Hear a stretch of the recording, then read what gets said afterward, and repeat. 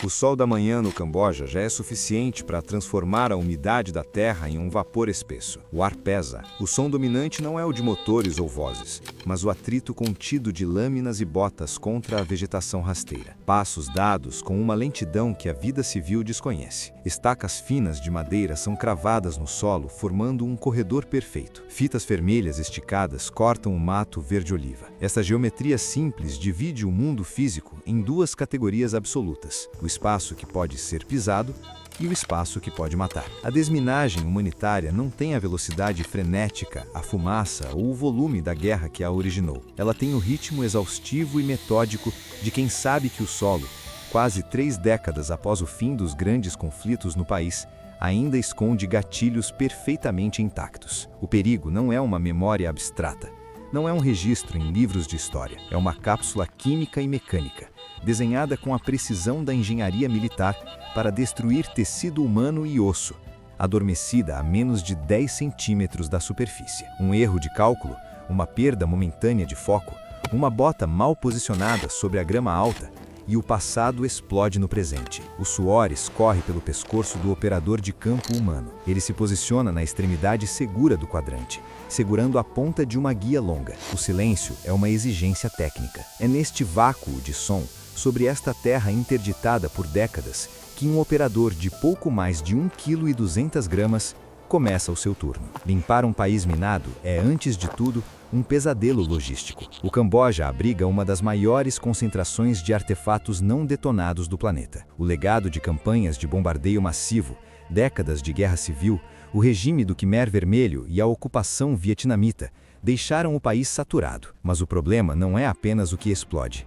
É o que não explode. A terra cambojana está infestada de lixo metálico, estilhaços inofensivos, cápsulas vazias, pregos enferrujados, arame farpado, ferramentas agrícolas quebradas. Quando uma equipe tradicional avança com detectores de metal, o equipamento não discrimina o perigo da sucata, ele apenas reage à densidade. Cada bip do aparelho exige que a equipe pare a operação. O desminador precisa se ajoelhar com roupas de proteção pesadas, sobre um calor de 35 graus, e escavar a terra ao redor do sinal com a ponta de uma ferramenta delicada. 20 minutos de tensão excruciante para, na maioria das vezes, desenterrar uma lata amassada. É um processo letárgico, frustrante e de alto custo psicológico. A exaustão mental dos operadores é um risco quase tão letal quanto as próprias minas. Um cérebro cansado comete erros. A necessidade de separar o metal inofensivo da ameaça real forçou a engenharia a abandonar o invólucro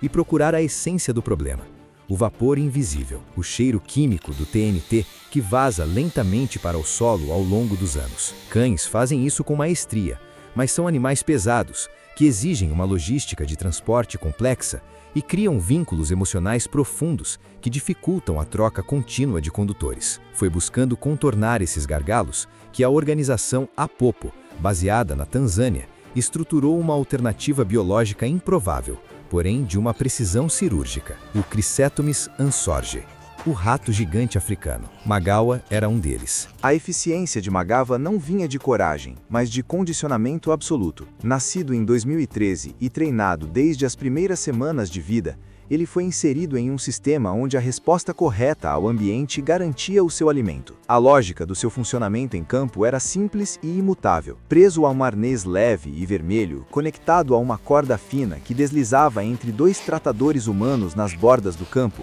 ele iniciava a varredura. Magawa ia da esquerda para a direita, recuava um passo, ia da direita para a esquerda. Um pêndulo vivo sobre o perigo. O fator mais crítico era a física básica de seu corpo. Uma mina antipessoal típica, projetada para mutilar um adulto ou uma criança, exige uma pressão direta de 3 a 5 kg para que a mola interna libere o percussor. Pesando menos de 1,5 kg, Magawa caminhava fisicamente sobre os detonadores sem jamais acioná-los. Ele era leve demais para morrer pelo problema que estava ali para resolver. Sua visão era naturalmente fraca, adaptada a ambientes escuros, mas o olfato funcionava como um scanner molecular. Quando o ar quente levantava as partículas químicas de explosivo degradado vazando pelo solo, Magawa travava o corpo. O protocolo não exigia bravura dramática, exigia clareza. Ele encontrava o ponto exato da maior concentração do odor, arranhava a terra superficialmente por 3 segundos e aguardava imóvel. 10 metros atrás dele, o condutor humano observava o sinal. Imediatamente acionava um pequeno equipamento de metal que emitia um clique seco. O som cortava o ar. Era a confirmação de que o contrato biológico havia sido cumprido.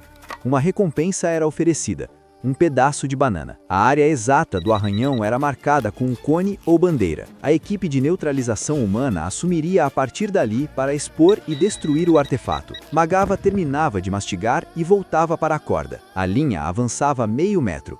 A repetição recomeçava. A força dramática da trajetória operacional de Magava não está localizada em um único dia de tensão extrema, mas no tédio metódico de dias inteiros onde nada explodiu. No Camboja rural, a terra é a única base de existência. O perigo enterrado cria cercas invisíveis. Um campo suspeito significa uma família inteira que não pode plantar arroz para comer e vender. Significa poços de água que não podem ser perfurados, rotas de comércio que precisam ser desviadas, e crianças ensinadas desde cedo a nunca buscar uma bola que rolou para fora da estrada de terra batida. O medo impõe um isolamento geográfico que asfixia a economia e perpetua a pobreza de vilarejos inteiros. Ao longo de 5 anos de carreira no país, a Apopo registrou os números do trabalho contínuo de Magava. Ele inspecionou e liberou mais de 141 mil metros quadrados de terra. Sob o seu faro, 71 minas terrestres e 38 itens de munição não detonada foram pontuados no mapa e destruídos. A sua motivação era estritamente fisiológica.